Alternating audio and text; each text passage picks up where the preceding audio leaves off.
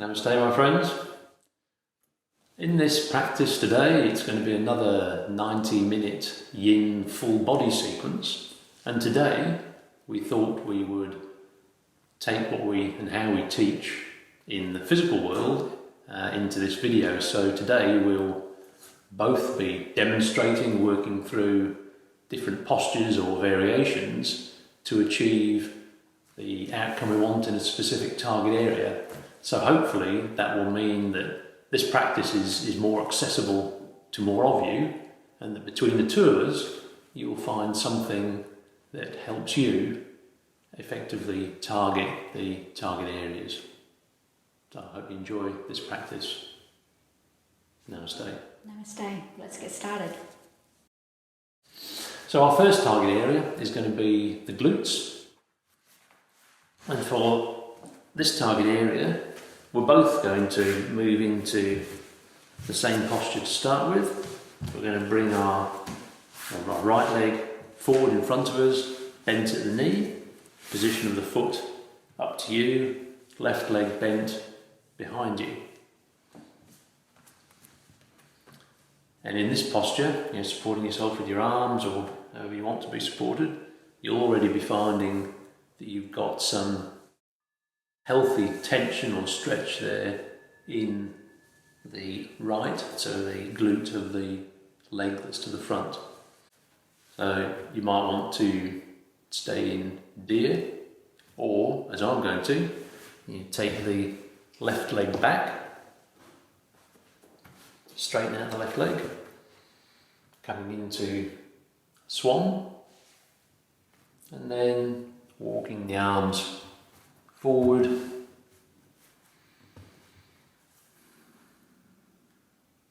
bringing the torso down as far as you're comfortable, supporting on the elbows or taking the head down towards the mat, just settling into that posture. If you're in the upright deer position that we first demonstrated and you're not really feeling that stretch through the glute, then you can also walk your torso forward. That may help you to feel the stretch in the target area a little more. And once you're there, just settle into the pose. So breathing into the target area of the right glute and exhaling. If you're in this posture, you may feel something in the left groin. You may also feel something, a stretch on the right hand side of the back, going up the right hand side of the back muscles. And whichever posture you're in, you certainly don't want to be feeling any pinching in the knees or in the hips as you fold forward.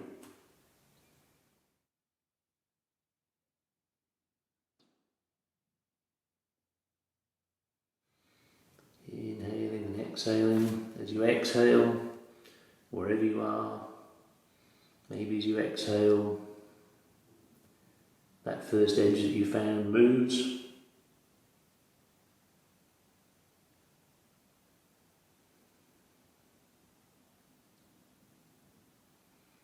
Maybe allows the torso to come a little further down.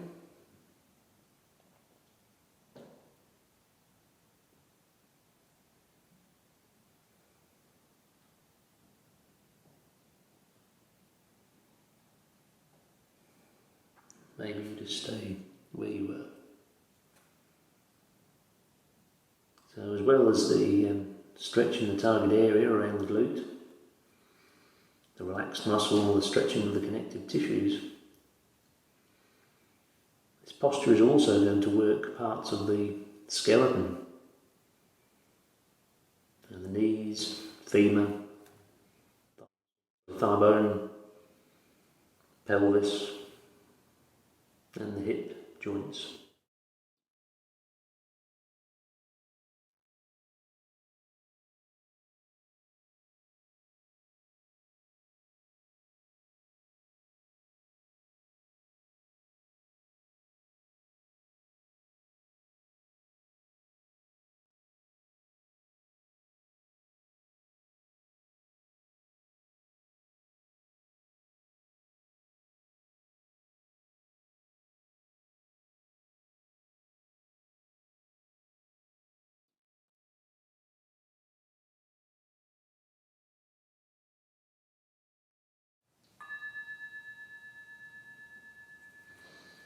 In your own time, just using the hands to walk the body up slowly, bringing the legs out in front again, maybe for a moment as we cross over to the other side.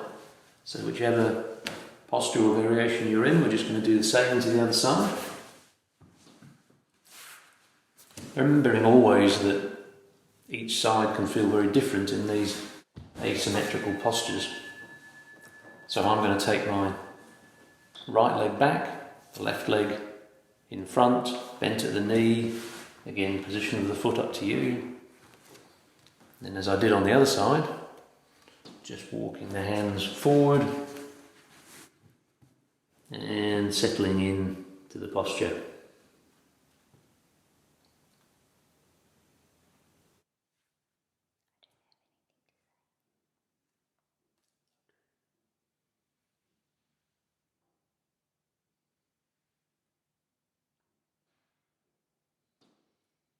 As we inhale, breathe in to the target area of the glute, the left glute. And as we exhale, exhale from that area. Relaxation of the muscle, allowing the stretch to become more about the connective tissue, the tendons, the ligaments, and the bones around that area. Remember, we're not working the muscle in yin, it's the connective tissue that we're trying to work, stimulate.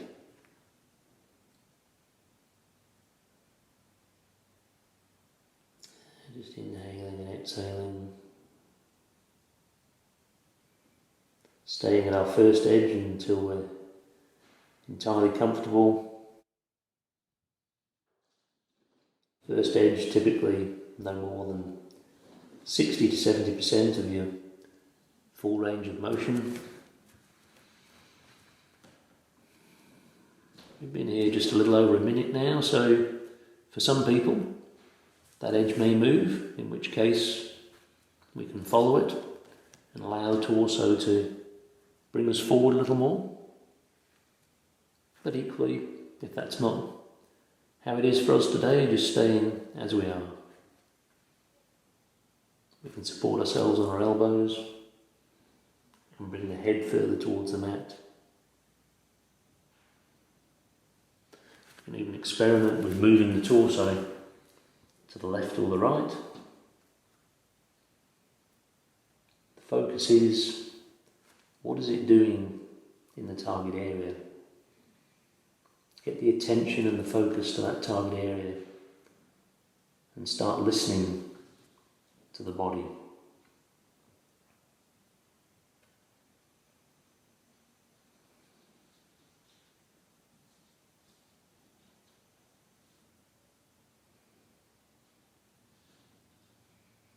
As we've said many times before, it's not about the depth of the posture, it's about the time that you can spend in it. So just look for that comfortable, happy to be here 3 or 4 minutes level of intensity.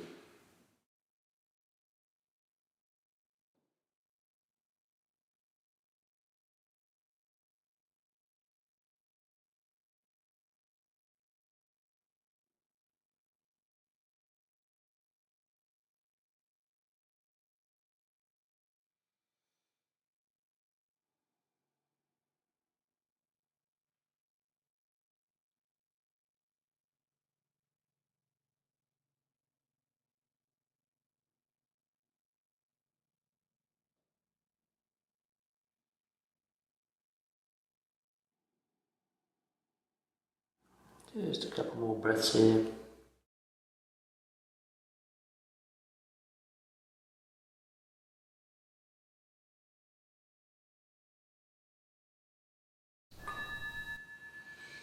In your own time again, just using the hands to slowly and gently move back up, bringing the legs back in front of us. Just taking a small break here, just a little mini rebound. Bringing the attention to the target area that we've been working. So bringing the attention to the glutes.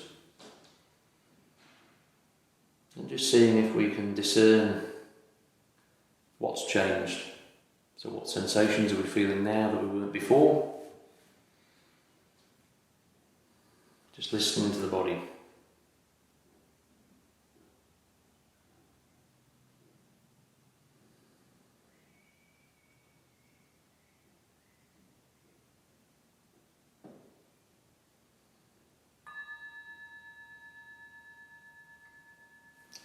In your own time, just getting ready to move to the next posture.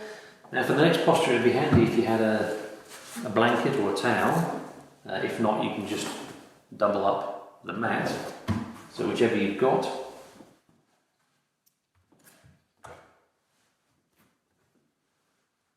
Bring it onto the mat. The target area here is the groin on the inside, so the muscles running up or the area running up the inside of the thighs. And the way I'm going to target that is by starting off in a child's pose, walking forward, bringing the hips over the knees, and just sensing, allowing the knees to spread if required, and just sensing where there will be a point at which the stretch in the groin eases off, so coming to that point and then just moving back a little bit. And that's the point at which I will want to start settling into this posture. The posture that Andrew is demonstrating is called frog, and it can actually put quite a lot of pressure on your knees. For some people, they find it uncomfortable or they get a lot of pain in their knees. So an alternative position is the position of butterfly. To do that, you bring your feet together in front of you, and then you can move them forward or backwards, just finding an area where you're getting a little bit of a stretch down those inner thighs, down the groin area. And then you can adjust the position of your torso to intensify that stretch. So if you come forward, then you're going to feel that stretch increase. Obviously, as you sit back up, the stretch is going to decrease a little. So again, just finding that posture, the place that you can easily hold for the duration of our pose here today, and settling into that.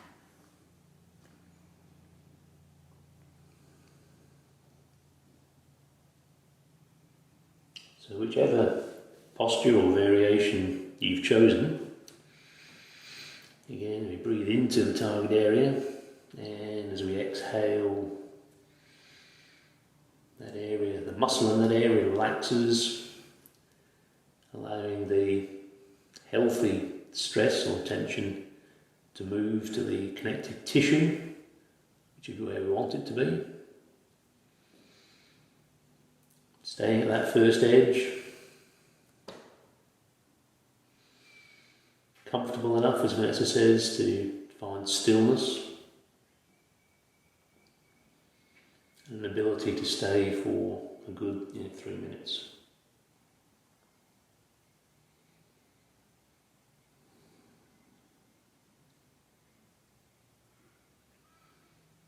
You don't want to shuffle, but again, if we've been here for a minute and a half, we may find that first edge moves a little. And if it does, that's fine, just follow it. Again, without overdoing it or forcing it.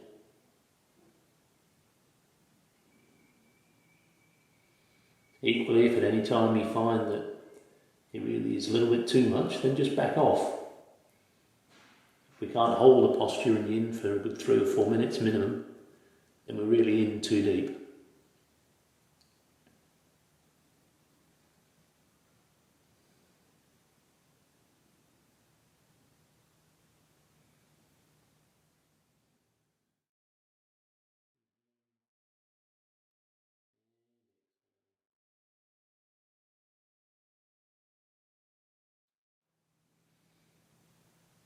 Really be settling in now, getting a good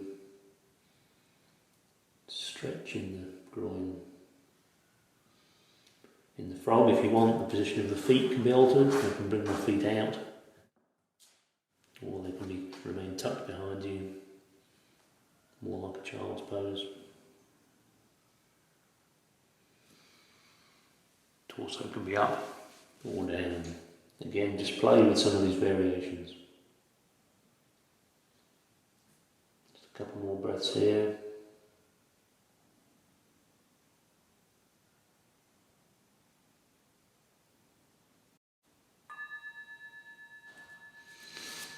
And then again, moving slowly, you're going to feel quite fragile in some of these postures, so just move gently and slowly out. Move the blanket or folded mat aside. Just stretching out the legs for this another little mini rebound. Maybe just wriggling the feet.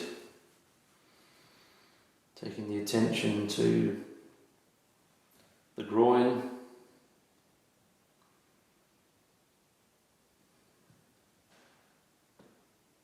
Asking yourself what it is that you can feel in the target area, what's changed.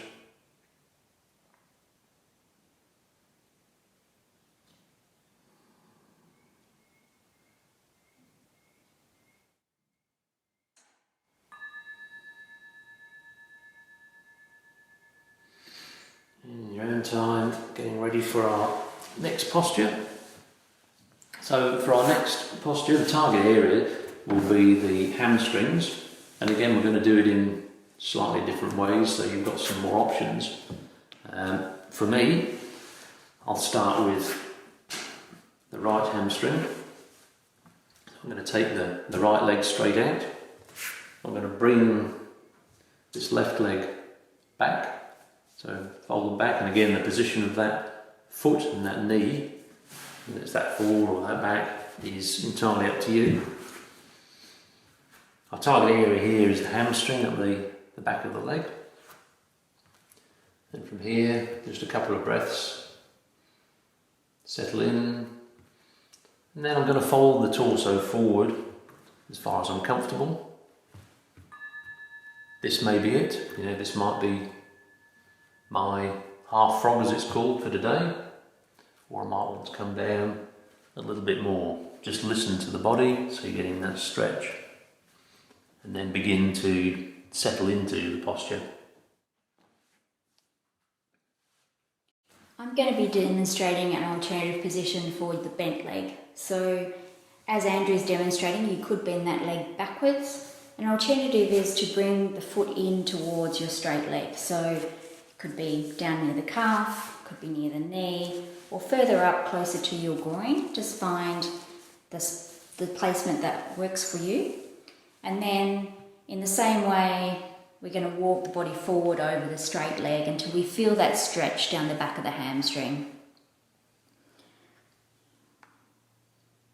So finding that position and then just settling into stillness here.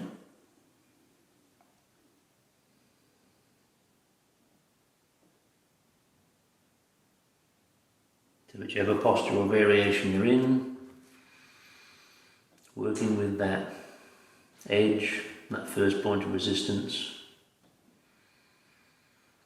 as well as a nice stretch up the hamstring of the extended leg. It's likely that you might feel something in the left groin, maybe even going up the right hand side of the back muscles there.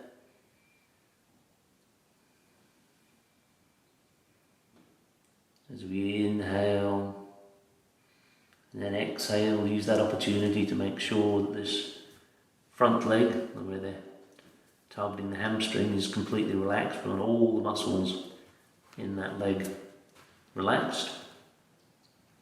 And that's in either of the variations or postures here.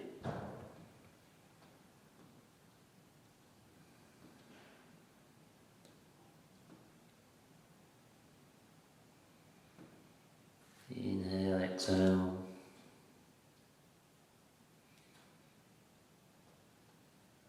Just reading the body. Relax, relax. relax. Just keep on telling the leg muscles relax.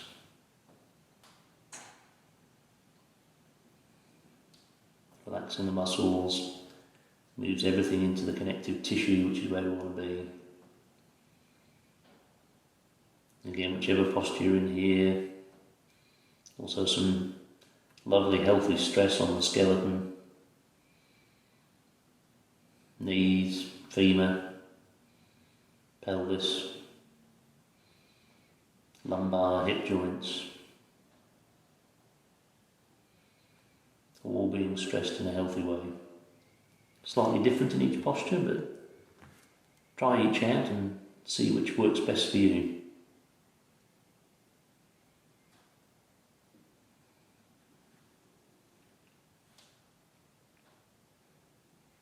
In terms of variations, if you want, you can try looking forward, so tilting the pelvis. Looking forward is probably going to bring more stretch into the hamstring. Rounding the back slightly will take a little bit out and move some of that stretch to the back. So again, play with this, or even moving the torso left or right.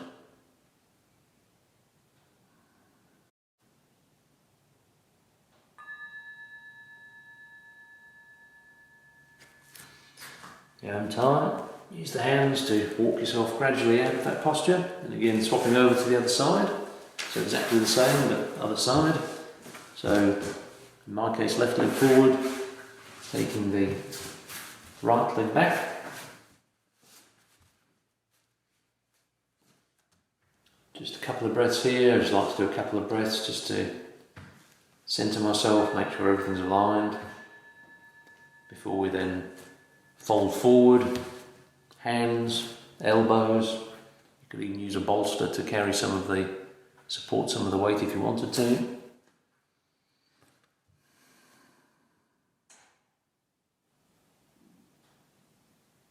Just finding a suitable posture for today, for this side, for you to settle into.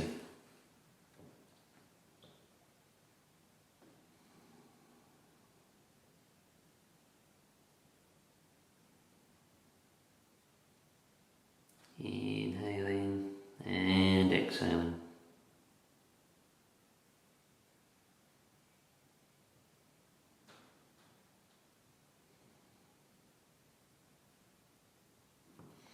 Now, some people like to bring the forehead down towards the mat. Others prefer to use something like a block to support their head.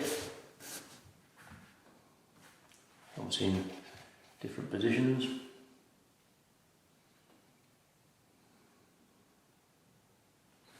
For some people in some of these postures, supporting the head in that way and applying some pressure on the forehead is believed to trigger parasympathetic nervous system, very relaxing, as forward bends are in any event. So again, try that out if you haven't tried it before. And otherwise, just relax into the posture, relax the leg muscle, relax. Connective tissue stretch, working the healthy stress in the bones and the skeleton. Maybe resting the forehead on the knee.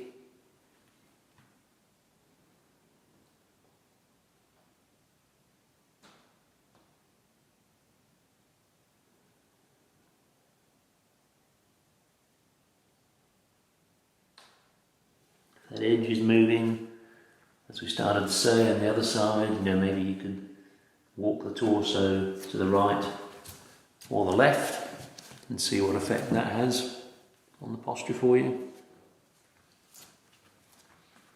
Some people find that doing that, the stretch stays in the hamstring, but it basically moves from side to side in the back of the leg there. But again, safely explore, and see what works for you.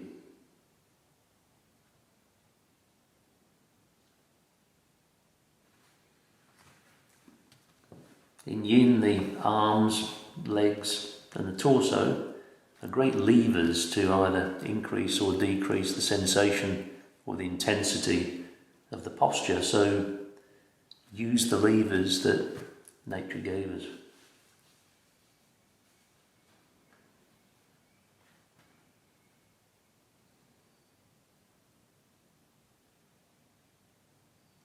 And just settle into stillness. Take the attention to the target area. Relax.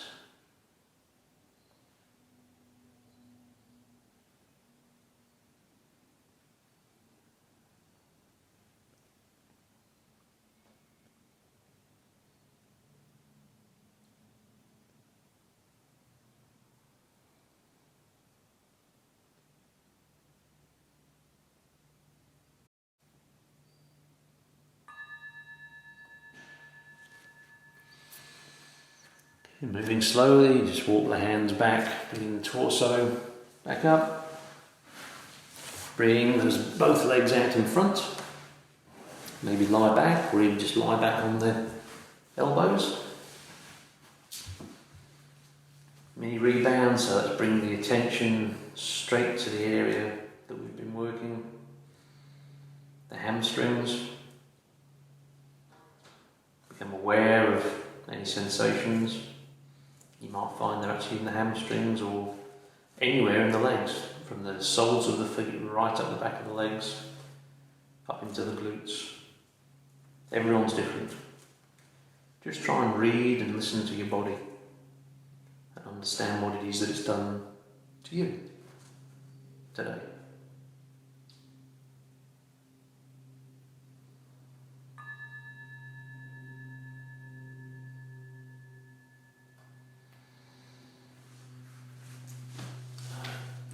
Back up into a seated position.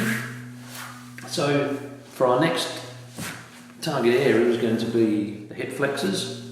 So the area on the front of the thighs here. And again, we're going to explore that area with some slightly different postures. So I'll just get into mine, coming up onto all fours. I'm going to bring the right foot forward. Starting off in line with the hands, but on the outside of the hands. You can bring the foot forward or back, but let's just start in line and start with 90 degrees.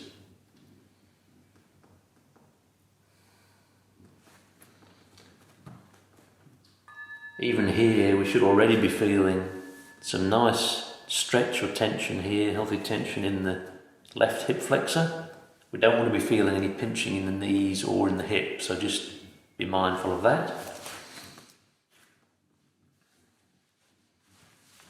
And start to settle into this posture. So I've come into an alternative position called upright swan. So it's similar to the position that Andrew demonstrated right back at the start of this class. Your right leg needs to come into a bent position. It can be either in a 90-degree position or perhaps further back towards your hip. Back leg is straight. And because we're looking to feel the stretch through that hip flexor, you want to keep your body upright. So taking the weight of the body into the arms. Depending on your proportions, you may want to lift your arms up further onto a block or a bolster, or even a chair or something to help you feel that stretch through the front of the thigh. But as long as you're feeling the stretch there, you can be sort of any distance. Your torso position can be at any distance upright. So just finding that stretch and then settling into becoming still in that pose.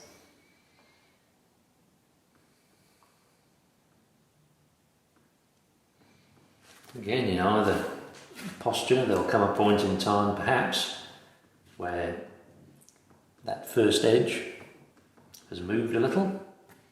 And in the case of the posture I'm using, the dragon, we can follow that edge by bringing the torso up.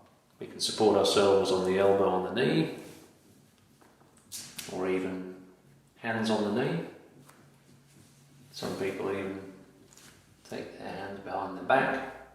Essentially, the elevation of the torso will increase tension in that hip flexor. And in either posture, you just use the breathing as we exhale. Just relax and allow that hip to sink forward, just stretching that area, the connective tissue.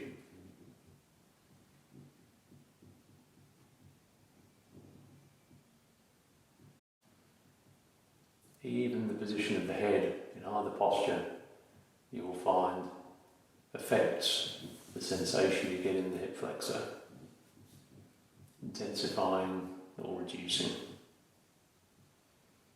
So just play with some of these variables.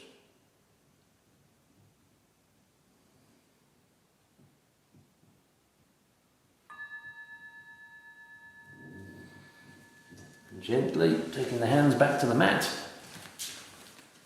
Again, we're swapping to the other side, so doing exactly the same. So for me, that's from all fours, bringing the left leg forward.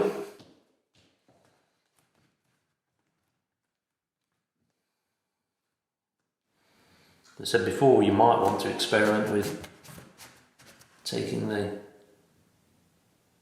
left foot forward or bringing it back a little bit and seeing what that does. Personal choice. So again, making your choice and then just settling into the first wave, the first edge.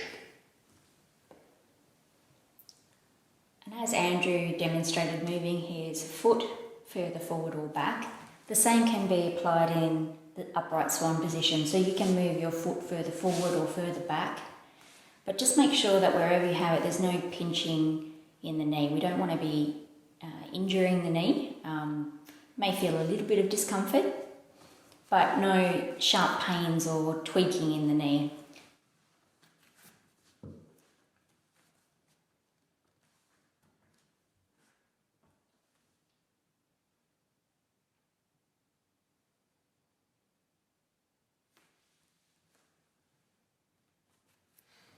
So yeah, maybe you want to stay where you are, or maybe that edge has moved a little bit, so perhaps you want to elevate the torso, elbow maybe, or even hands behind the back. Your choice. Just exploring what the position of the head might do. All this exploration just helps us understand what our body can do and whether it's good for us or not. So just safely and gently explore in these postures. So we inhale and we exhale. Exhale, allowing the groin to move closer towards the mat in this posture in the dragon. Stretching the hip flexor area just a little bit more.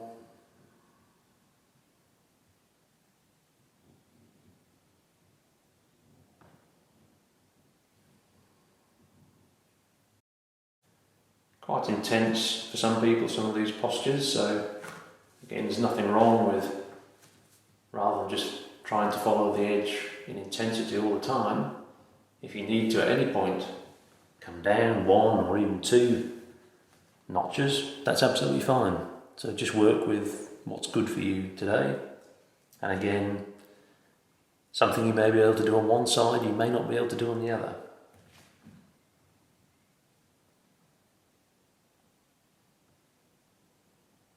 So just listen to the body and take the cues. Very gently now, moving back. So going back onto all fours. Back into a lying posture or just on the elbows or the arms. Mini rebound. You know the drill by now. Take the attention to the target area we've been working with. So let's take our attention to the hip flexors. What sort of sensation, how would we describe it? Is it physical? Maybe it's physical, maybe it's emotional. Feeling of release or relief. Tingling, is it moving? Have to define it yourself.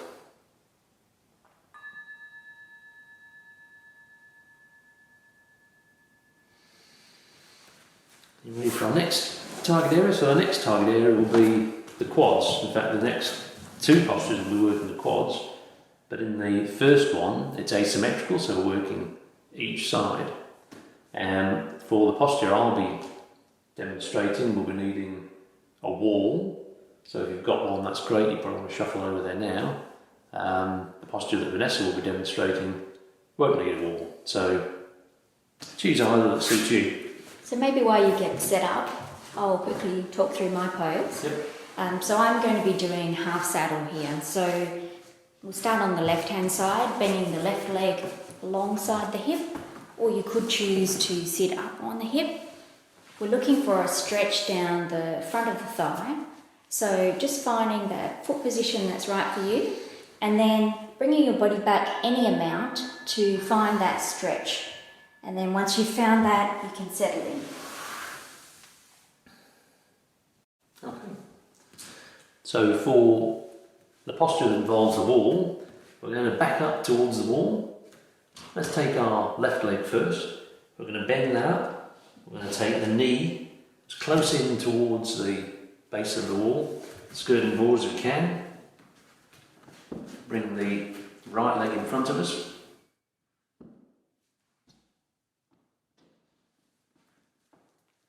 And again from here, it's really working with what's working for you today.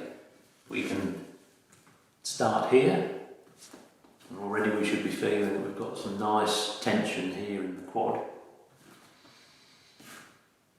We can come back a little bit more, support ourselves here,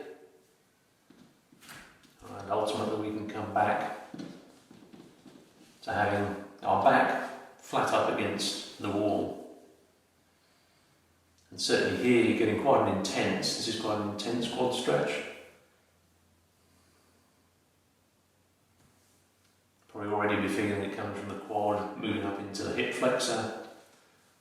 Other options or variations include taking the arms above the head. And certainly if we go for this variation, we're likely that you'll be feeling not only the quad and the hip flexor, but some people feel it moving up into the stomach or the rectus abdominis and the obliques on the side of the body. So moving right up this side and across.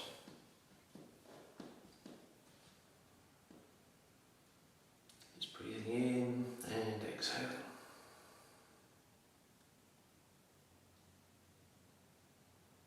So really listening to your body here.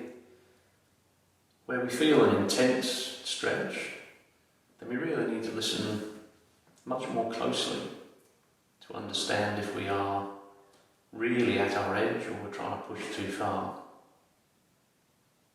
If we are, just ease off a little bit. If we ease off and stay in the posture, that's going to be better for us than trying to push through. Inhaling and exhaling.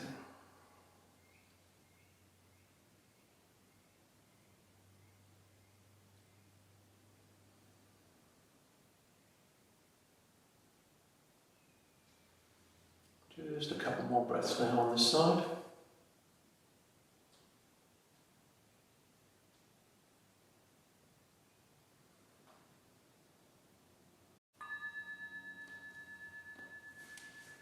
So coming out of the posture gently, whichever one you're in. And just swapping the sides and doing exactly the same on the other side. So, do you want to lead through? Yeah, so foot can be alongside your hip, underneath your hip. Foot can be turned out or flat with the ankle and top of the foot against the mat, and then just taking your body back to the position where you feel that stretch down the front of the thigh. Remembering both sides can be slightly different as well, so what you did on the first side may not necessarily be what you do on the second side. Again, using the wall, so bending the right leg back, bringing the left foot forward,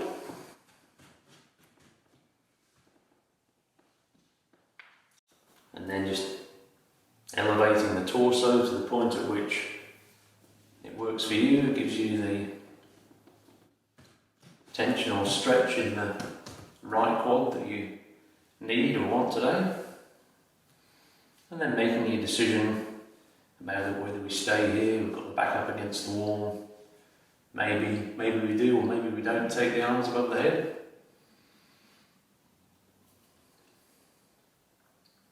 Remembering, as Vanessa said, that both sides don't have to look the same. Sometimes we can do things with one side of the body that we can't with the other, and that's fine. Don't try and force one side of the body to do more than it's comfortable, and equally don't stop the other side of the body from exploring a little bit further if it can, comfortably. So again, in this posture, and in the posture that Vanessa's demonstrating, it's likely that you'll feel the stretch coming up from the quad, up through the hip flexor, maybe into the stomach, the rectus abdominis, maybe up the side, the obliques. That's all good.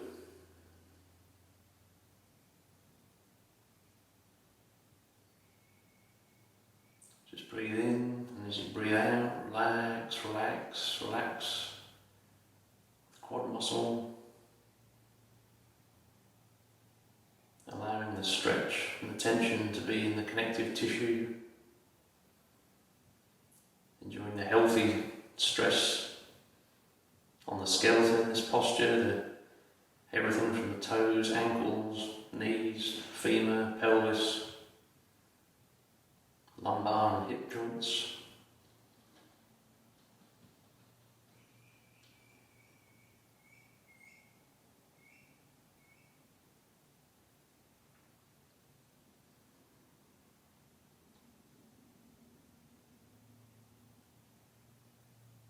Just another breath here.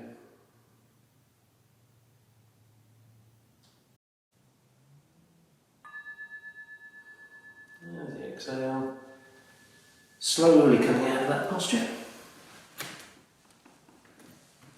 Coming back into our mini rebound.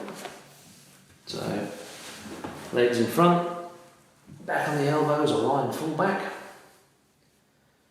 Taking the attention straight away to the area that we've been targeting, so the quads.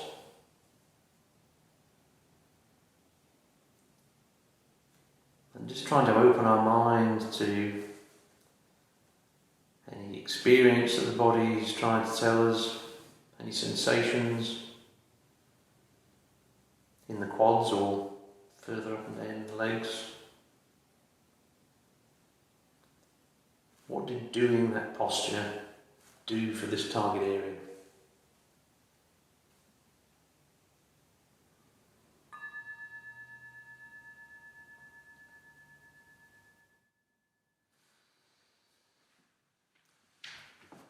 So again, as we said, we're going to stay with the quads for the next posture, so same target area, but in this case it's going to be symmetrical, so we're going to do both quads at the same time. And we're both going to do that using the same posture, but maybe in a slightly different way. So we start off sitting on our knees, or bending our knees, sitting on our ankles. We can be sitting on our ankles. Some people prefer to sit down on the mat between the ankles. But that takes quite a bit of flexibility in the knees that a lot of us don't have, so don't force it. I'd say start sitting on the ankles. And then from here, we're going to leave the knees a comfortable distance apart and just fold back. You might want to come onto the elbows. You might even initially just want to come back onto the hands like this.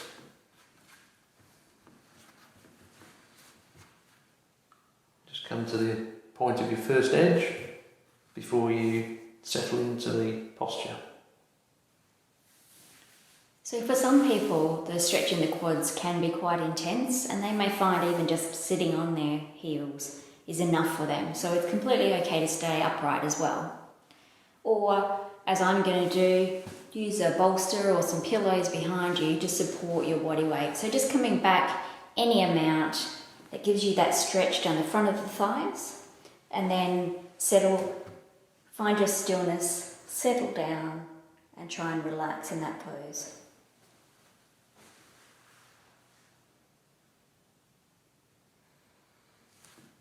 Again, as in the other postures, if you find that you're comfortable and after a minute or so as we've been in this posture, that first edge has moved and you want to go a little bit deeper, there's absolutely no need to because you're getting the stretch already, but if you want to, you could maybe take the head down to the mat, maybe even resting the back.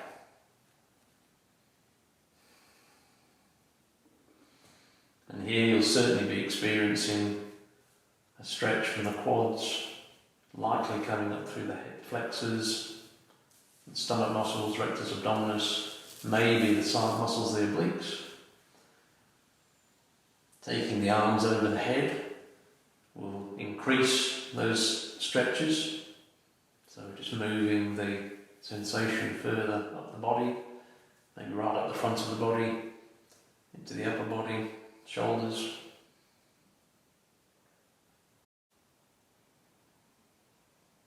And also in this posture you're going to get some compression in the back. Again, that's a good thing, providing it's a healthy level. So we don't want to feel any pinching in the base of the spine. If we do, then we should have more support behind us, perhaps adopting the posture that Vanessa has taken. But if not, as we come back, we'll feel some good compression in the lower part of the spine, where the lumbar meets the sacrum. And this is one of the very few postures which we can get that far down. So, again, if we're comfortable, a good posture for that particular compression. Inhaling and exhaling. Again, you can explore with the head, see what that does. Probably move the sensation from side to side. You can explore with the position of the knees. Bringing the knees closer together is probably likely to increase the compression in the spine, so just be aware of that. And also just be mindful that it puts more stress on the knees. Remember, it's time in posture, not depth, that's important.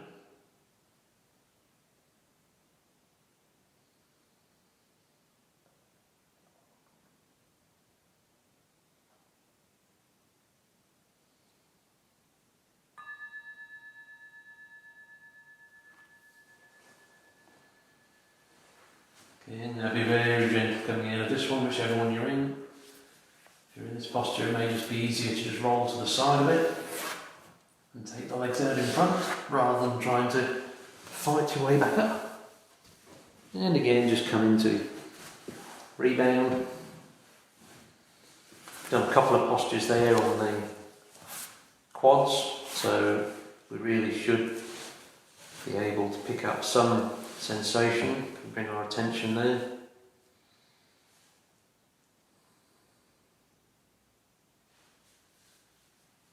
Just try and work out what it is in your own words for your own body.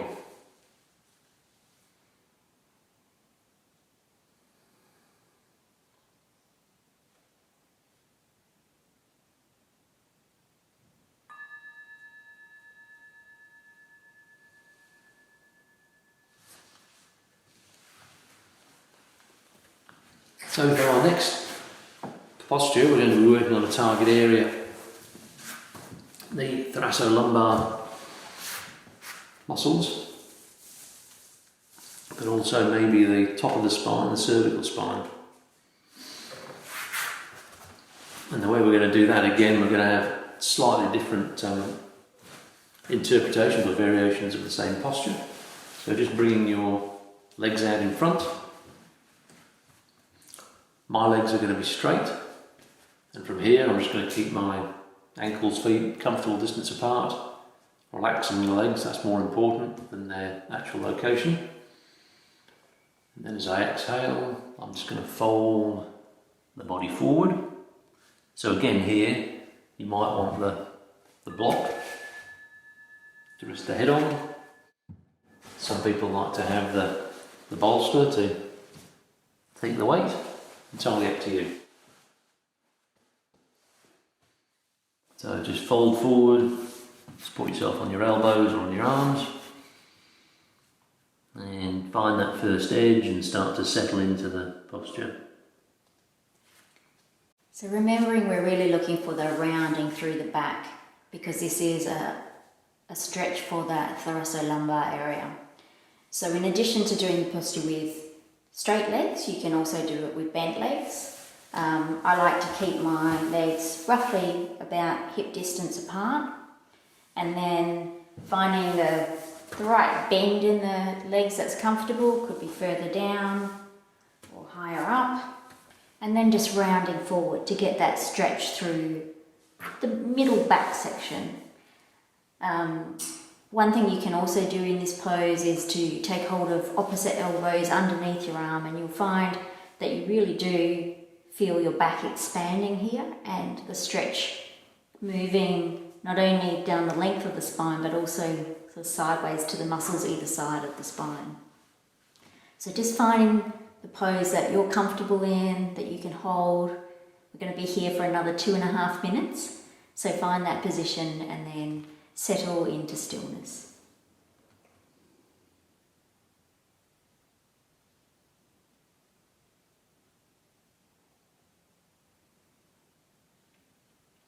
So as we're settling in, one of the interesting things about this posture is that it can be used either for a stretch of the back of the legs, the hamstrings or the back, as we are doing in this particular version of variations. And as Vanessa says, it's the rounding of the spine, so in my case allowing the head to come forward, really rounding the spine, that's going to give me what I want here. If I'm finding that's too much, then the way that I can ease off a little bit is by either bringing the bolster or the block, or simply just straightening the back a bit, which is going to move some of the stretch sensation to the back of the legs. So we want to transfer as much of this tension or stretch into the back as we're comfortable with. So again, just listen to the body as you come forward. Maybe there's a point at which the body says that's enough. So then we just need to find a way of making ourselves comfortable staying here. That might be on our elbows, our hands, block, bolster, or even for some people, it's just coming forward and allowing the head to be supported on the knees or on the mat.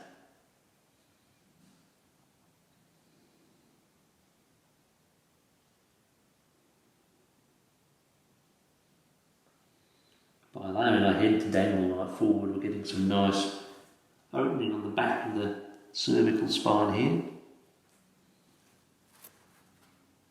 Again, a nice counter to looking at desk-based screens and sitting at office chairs and so on.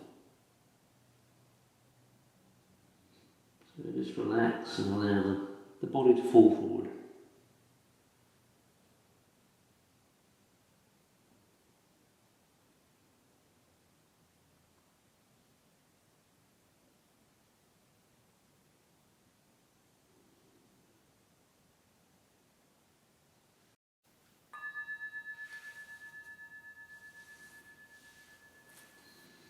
In your own time, so again being gentle with the back. Walking back up slowly with the hands. Just adopting that mini rebound. Could be lying on your back or your front, but typically I like to do it on the back. Just taking the attention to the target area of work, the back. Again, opening the mind to what our body's saying about what's changed in that area. Maybe the sensation starts there but moves to other parts. Maybe it's physical, maybe it's emotional, maybe it's just a thought.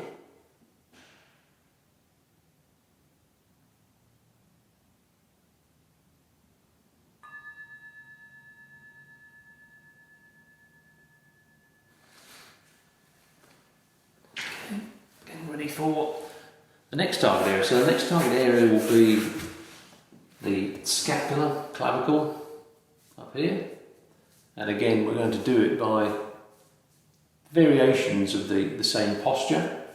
So again, you've got a couple of options in terms of the range and the accessibility. So if we come to lying on our front,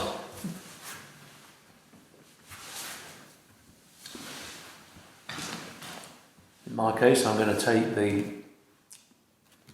left hand out, extend the left arm out to the side. You might want a block or a pillow to put your head, support your head. And then I'm going to roll backwards onto that extended arm, supporting myself with the right hand.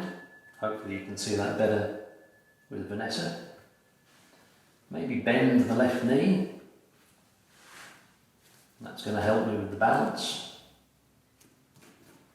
And then from here we can either just stay here, supporting the head on the block.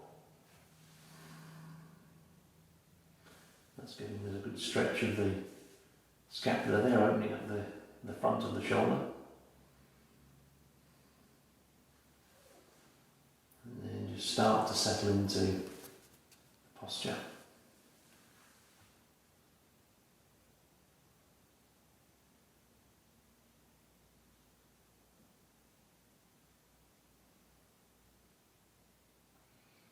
Now for some this may be as far as we're comfortable to go, that may be giving us everything we need. For others that may need more of a stretch, we can bring the other arm behind us,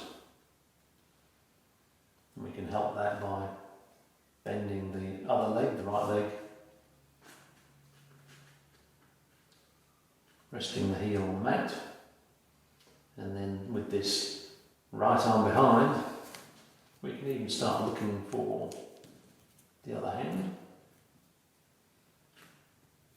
and that will be giving us quite an intense stretch all the way down the inside of the left arm, right up into the scapula and the clavicle.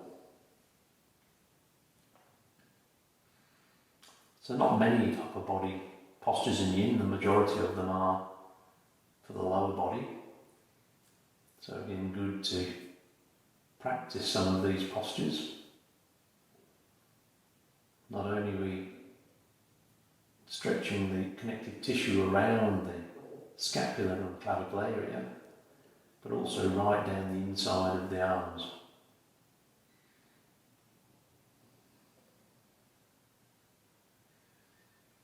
So also in terms of the skeleton, the humerus, and then the bones in the arm itself, the radius and the ulna. So a great sort of upper body stretch and work out of the connective tissue.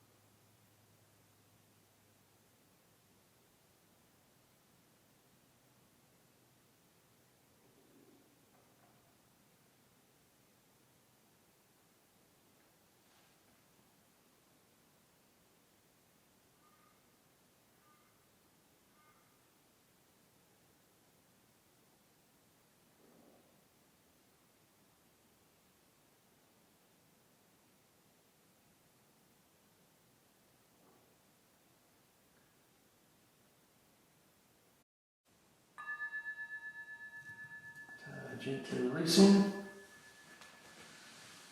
Getting ready to roll over to the other side. So you don't have to support the head with a block. Some people, including myself, are just more comfortable that way. Others prefer just to have it on the mat. So extending the other eye out to the side, rolling up onto the side of the body, maybe bending this bottom leg just for support, getting your block sorted if you're using one, and then deciding if you're staying in this posture. It's the posture that Vanessa's demonstrating. Maybe just breathing in and out here for a few breaths.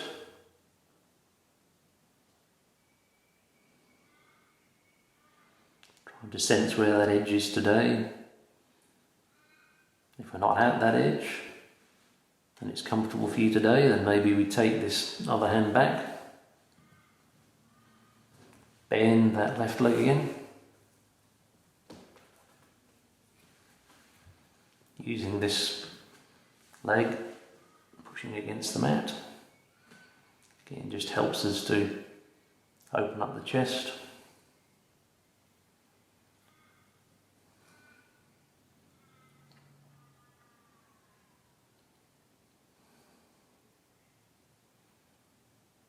So again, good to focus on the upper body for a change. Nice chest opener. Opening up the heart.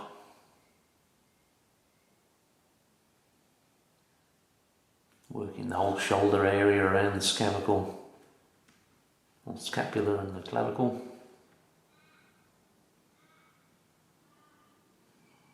All down the bones of the arms.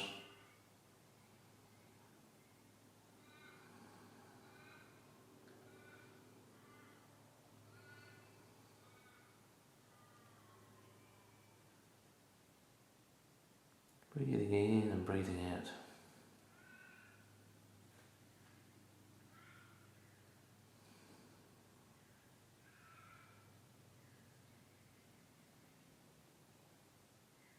Again, as we settle into the posture and we use our breath to relax the muscles in that area, maybe there's an opportunity to either go a little bit deeper, or maybe you feel the need to just ease off a little bit. Just read your own body and decide what's best for you today.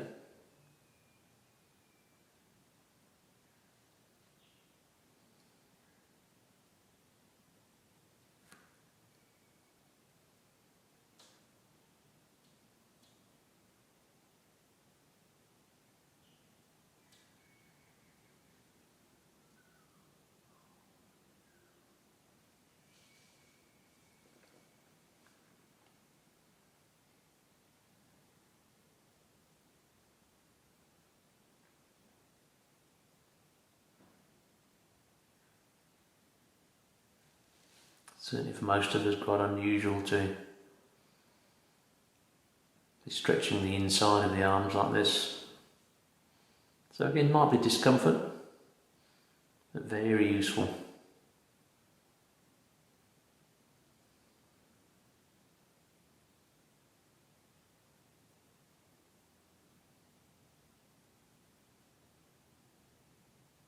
And a great antidote to being hunched over, laptops, computers.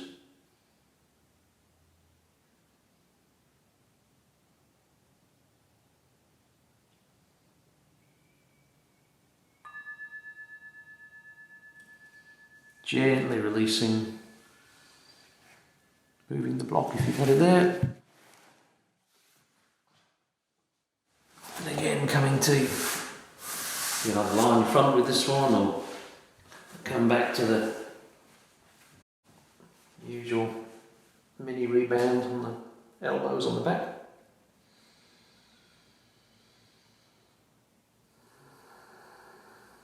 Taking our awareness to the upper body and the shoulders, feeling the openness in the chest.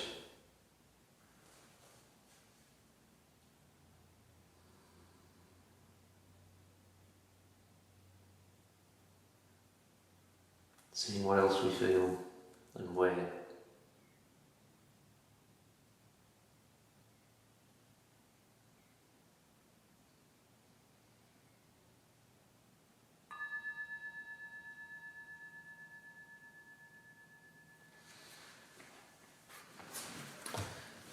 So for our next posture, we're going to be targeting the stomach muscles, the rectus abdominis. And again, we're going to do that with slightly different postures, just to give you a few more options. So at some point, try them both out and see which works for you.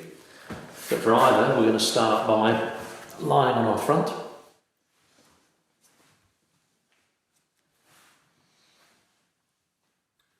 Supporting ourselves on elbows, so hands out in front. And then, for me, I'm going to bring the left leg up, so I'm going to bend the left leg at the knee, bring it up to the side. Again, the actual position of that knee, further up or further down, is entirely up to you. And then here, I'm just going to maintain this position and start to settle into the posture. And I'm just going to remain in the first part of the position, so bringing body weight up onto the elbows. Elbows could be under the shoulders, slightly in front or slightly back, just finding that area that works for you. My legs remain straight, perhaps slightly apart. And what I should be feeling in this pose is a stretch down the front of my stomach muscles. You may also feel a little bit of compression in the lower back here.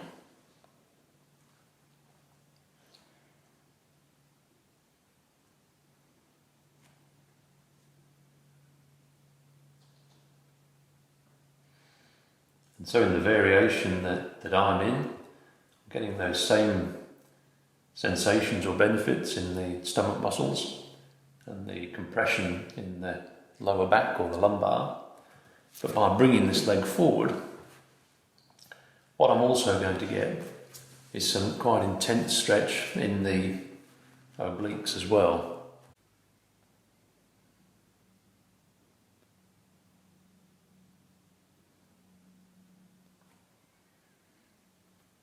Breathing in and breathing out.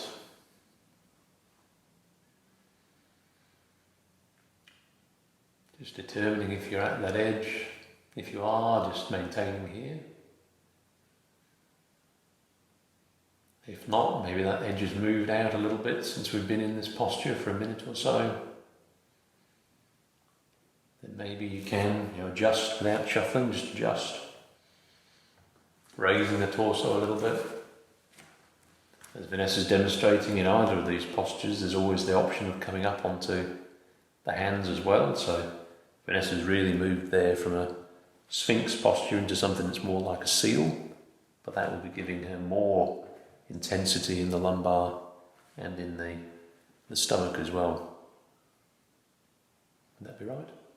That would. Good.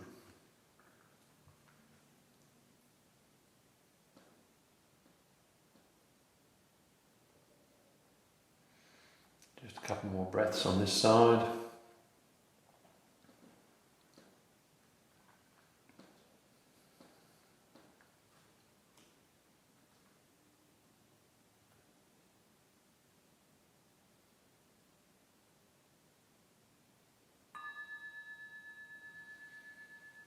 Gently releasing that side and just walking straight over to the other side. So for me, that's bringing the right leg up, bending the right knee, bringing it up on that side, maintaining the support on the elbows, hands out in front.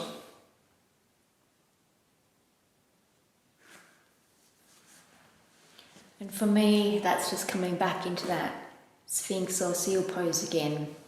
for a second hold here.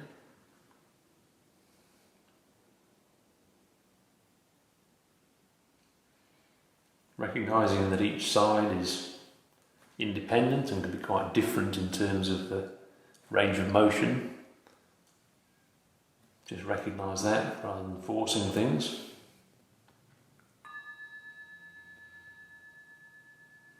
Almost starting from scratch on each side. Again, using the breath, the inhale and the exhale, using the exhale to release any tension in the muscles where we don't want it, and allowing us to move the stretch or the tension that we do want to the connective tissues. So the connective tissues here around the target area, the rectus abdominis, the stomach, and the lumbar in the back. Big muscle groups. Still need to be careful working with them.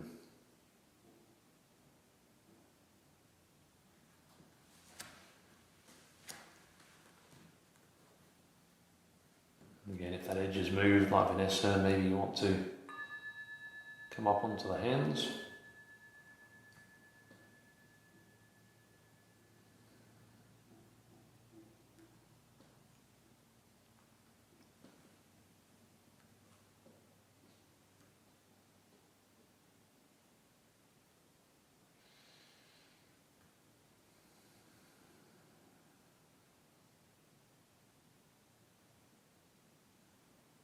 Just taking your time.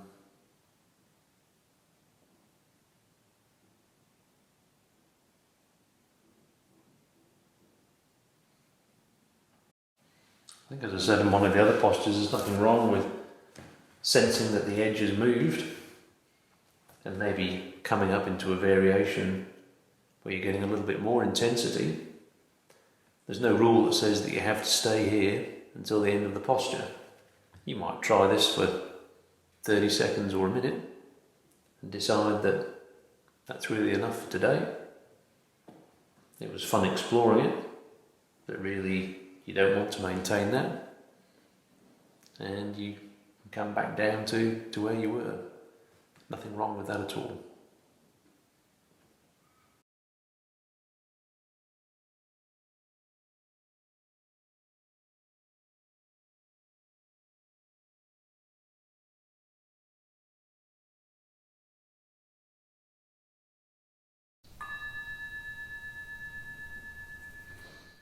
And slowly just straightening out the legs.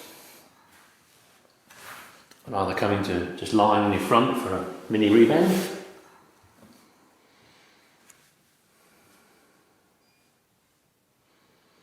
Taking the attention to the area we've just been working. So the lumbar and the rectus abdominis.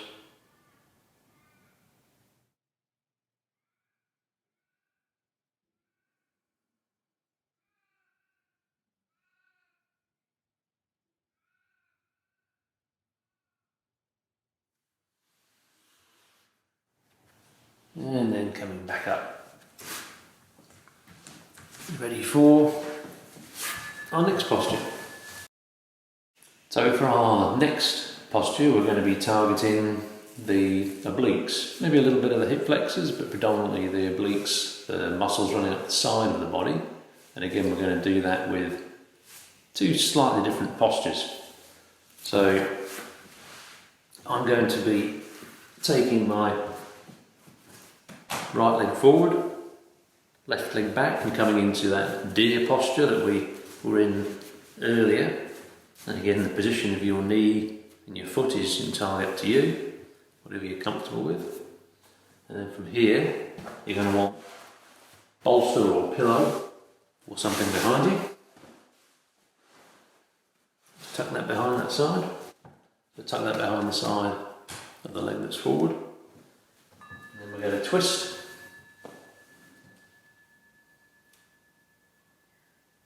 Couple of breaths here. And just decide, twist a deer, this may be enough for you here as we settle into this posture.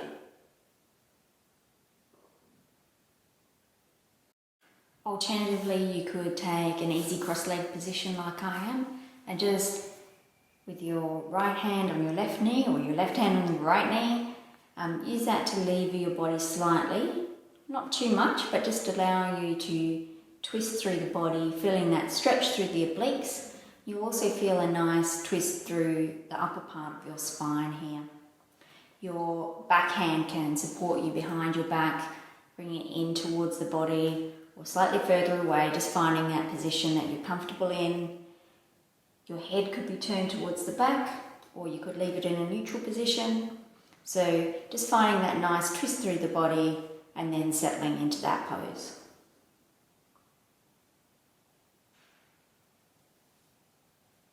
So yeah, just using the breath to settle in and just see how you are in relation to your edge. If we're in this twisted deer, we might also now want to bring our body down, supporting the weight on the bolster.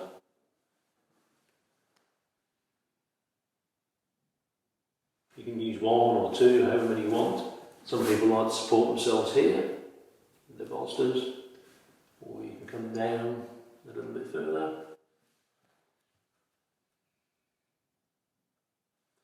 Again, you're going to find here that the position of the head is going to have quite a significant effect on your experience. So just explore the different positions, which side gives you more or less intensity, and which of those is working for you today.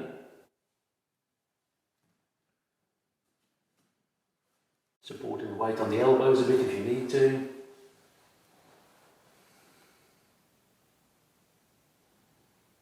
Already feeling that you've got a lovely stretch up this side of the body. Everything coming up really from the hip flexors, almost the quads, hip flexors, the obliques, stomach muscles, and of course this terrific twist in the middle of the spine. You may be even going to get some compression in the bottom part of the spine here, the lumbar, as we've got a bit of an arch in the spine. And I think, as I said earlier, the option here with the movement of the head is that you can introduce some twist into the upper part of the spine, the cervical spine. So just find a combination that suits. Settle into it, relax. Find the stillness.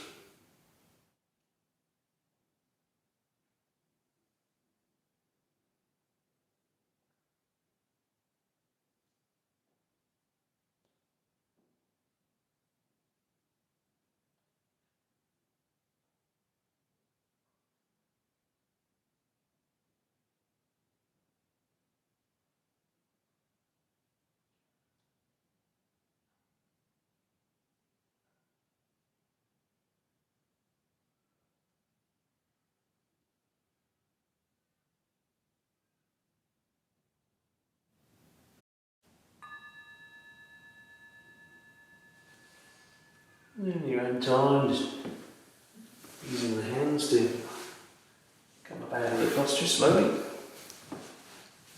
And we're really just going to swap everything over to the other side. So bring the legs out in front. In my case, take the right leg back, bending the left leg, coming into that deer posture. Couple of breaths here. Bringing the bolster behind if we're going to use that. Twisting. Recognising that both sides are not the same. And maybe coming down, resting the body on the bolster. Just settling in.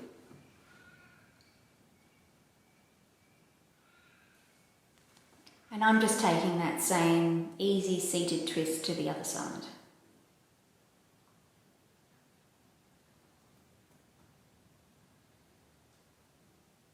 Inhaling and exhaling. As we exhale, letting the tension move out of the target area, the muscle, transferring the stretch and the tensions into the connective tissue. You'll literally feel it all the way up this side of the body, potentially. Certainly the target areas, the obliques and the hip flexor, but you may well start feeling it coming into the stomach, the rectus abdominis, maybe down to the quad, maybe not, but effectively you could have a stretch all the way up this side of the body. Again, playing with the location of or the position of the head, just explore that a little.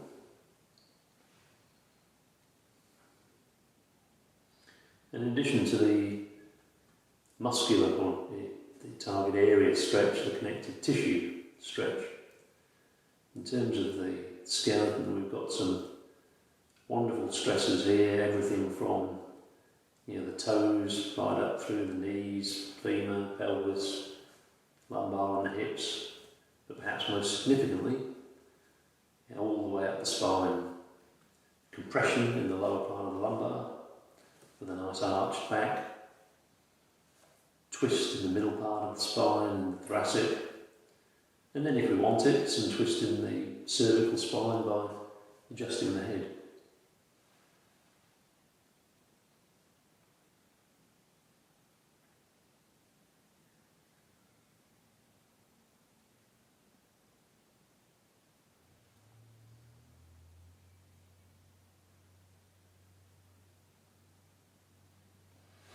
Some people even find that they get a nice contraction of the back muscles, the thoracolumbar muscles that run all the way up the back, and maintaining that arch that we've got.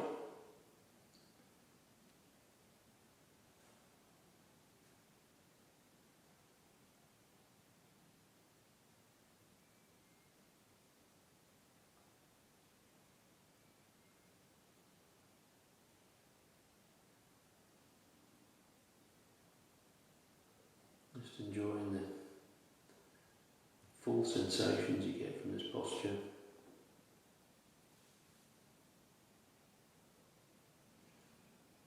You can, if you wish, do it without the bolster.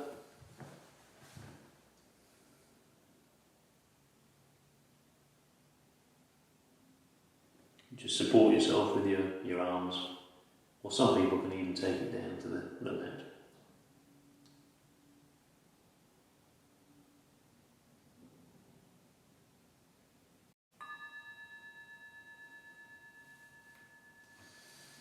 As you inhale, coming up slowly and gently.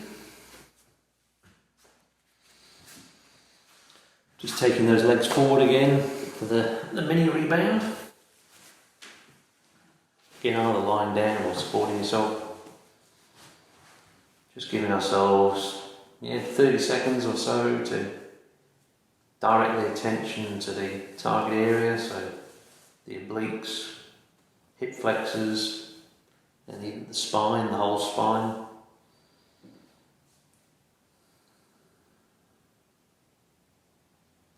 Just trying to sense changes, any residual sensations or feelings.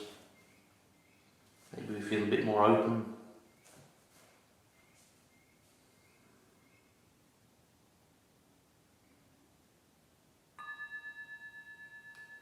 Everybody's different. So coming up for our final posture, what we're going to do is effectively a supported bridge. So you'll need a block or even a decent sized book would suffice. There are a couple of different ways you can do this, which we'll talk about, but we'll just demonstrate the one of them. So taking your block or your book to a point between, up on the sort of thoracic spine, in the middle of the spine, almost between, just below the shoulder blades. You can use a bolster as well if you want to, but it's probably better to have something more solid. Vanessa will demonstrate how you can do it with the bolster. And with the block you can obviously have it at whatever setting you want, but I'd suggest starting a lower setting.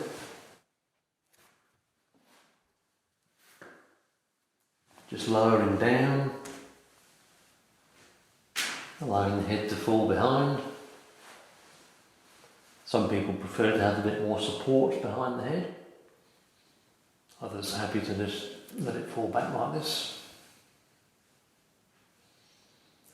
Arms can be down by your side, or holding the elbows above or straight out. Again, explore those options and see what works for you.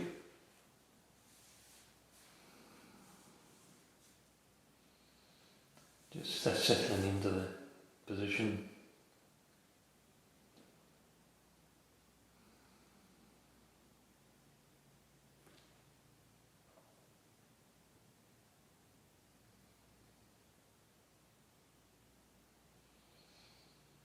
Breathing in, breathing out.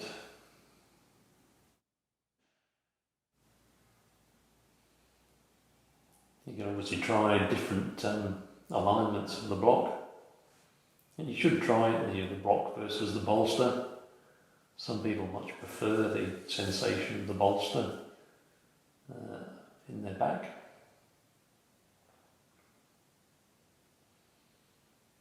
But with the block or the bolster here, underneath the thoracic spine, in the middle of the spine, what you're going to find is that you're opening up the chest,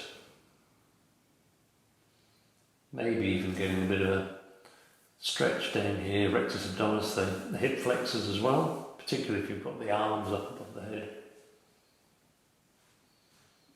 You're also going to introduce a nice arch into the back, which will give you some compression all the way down the spine, all the way up from the lumbar at the base, right up through. And if the head is unsupported, then again you're going to get some compression up in the cervical spine as well. So, bolster or block, your choice. It's certainly a lovely way to open up the chest, stretch out the front of the body, and introduce some nice compression into the spine. Particularly for the spine, quite a nice counter to leaning forward, hunching over desks or screens or phones. So just bending the back the other way.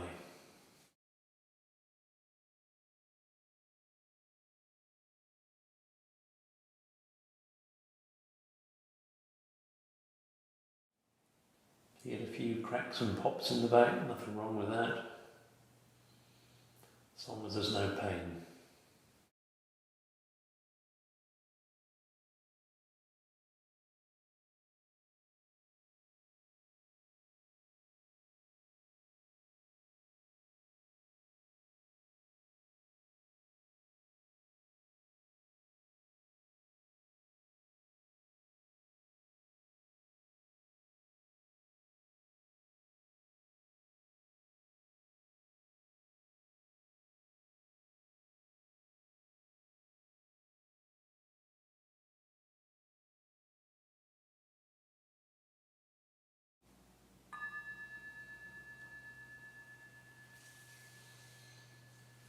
Releasing the hands gradually.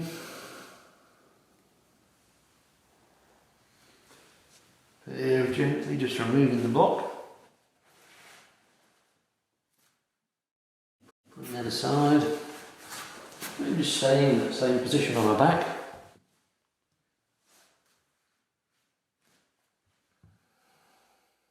Lying back.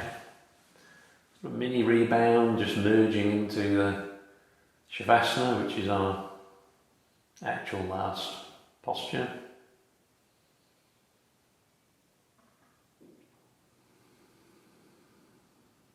Having a short Shavasana on this recorded sequence, but you should feel free to stay lying here for as long as you want.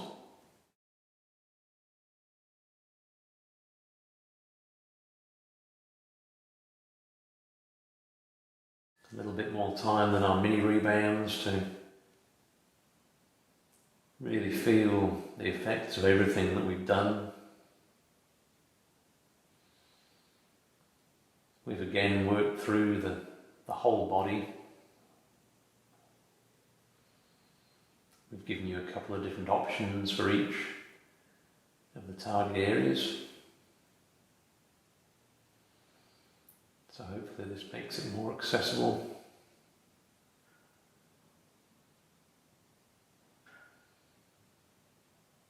But for now, just direct the attention to the body as a whole.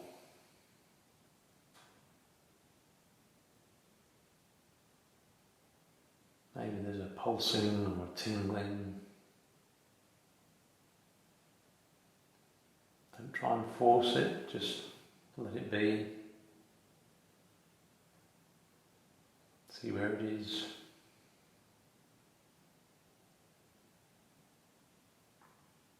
See if it's moving or static.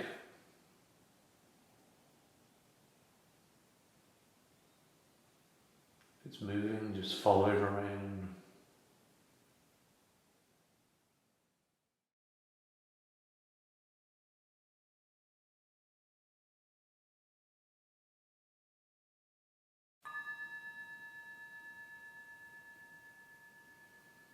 Couple of breaths here. So I'm going to very gently just get up. But you should feel free to stay here for a few more minutes. Just enjoying the silence and the relaxation. But whatever you choose to do, we hope you enjoyed that 90-minute practice as much as we did. Namaste, thank you for watching. And if you did enjoy it, please subscribe. Thank you. Namaste, thank you. Namaste.